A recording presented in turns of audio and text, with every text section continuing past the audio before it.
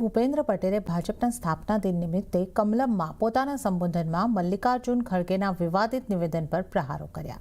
તેમણે કહ્યું કે આપણે બધા ભણેલા ગણેલા છીએ, એ કોંગ્રેસના પ્રમુખને ખબર નથી. એ તો આપણે બધાને પ્રેક્ટિસ હોય ને, આપણે બધા ભણેલા ગણેલા છીએ, એ તો કોંગ્રેસના પ્રમુખને ખબર નથી. અમે બધા ભણેલા ગણેલા છીએ. અમે કેટલાય જણની હાજરી પુરાઈ દીધી છે કોલેજમાં આપણે કેટલાય જણની ભાઈબંધની હાજરી પુરાઈ દીધી છે. હમણાં જ નીચે ગયો છે પૂરો એકબીજાનું હાચવીએ. તો ખડગેના વિવાદિત નિવેદન પર અમિત ચાવડાની સ્પષ્ટતા આપતા કહ્યું કે ખડગેજીના નિવેદનને તોડી મરોડીને રજૂ કરાયું છે. ચૂંટણી નજીક હોવાથી ભાજપ રાજકીય લાભ લેવાનો પ્રયાસ કરી રહ્યું છે.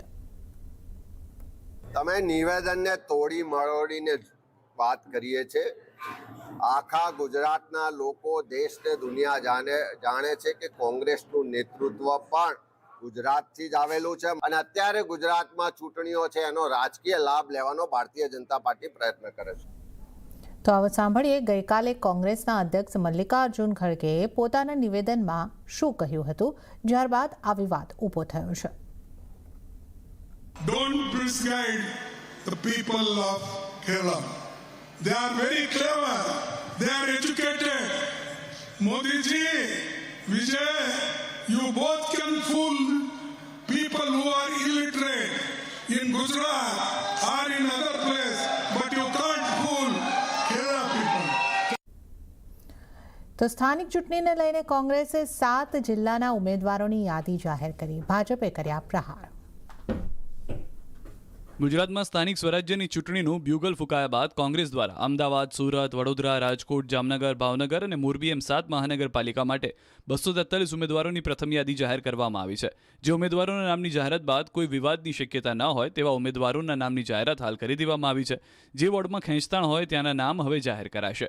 કોંગ્રેસ દ્વારા જે યાદી જાહેર કરવામાં આવી છે તેમાં અમદાવાદ મહાનગરપાલિકાના 93, રાજકોટના 40, સુરતના 26, ભાવનગરના 25, મોરબીના 23, જામનગર, વડોદરાના 18 ઉમેદવારો મળી કુલ 243 ઉમેદવારો જાહેર કરાયા.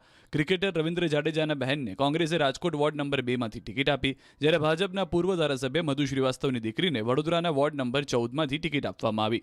કોંગ્રેસે દાવો કર્યો કે સમીકરણ સાથે સિટિંગ કોર્પોરેટર અને નવા ચહેરાને તક આપવામાં આવી છે. ત્યારે અમદાવાદના હિન્દુ વિસ્તાર ગણાતા પાલડીમાં કોંગ્રેસે લઘુમતી ઉમેદવારોને ટિકિટ આપતા રાજકારણ ગરમાયું છે.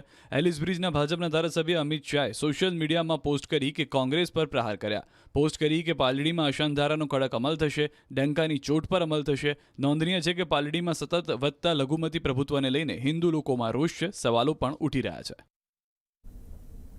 હવે ગમે ત્યારે ભાજપના ઉમેદવારોની યાદી જાહેર થશે. પ્રદેશ અધ્યક્ષ જગદીશ વિશ્વકર્માએ આપી માહિતી.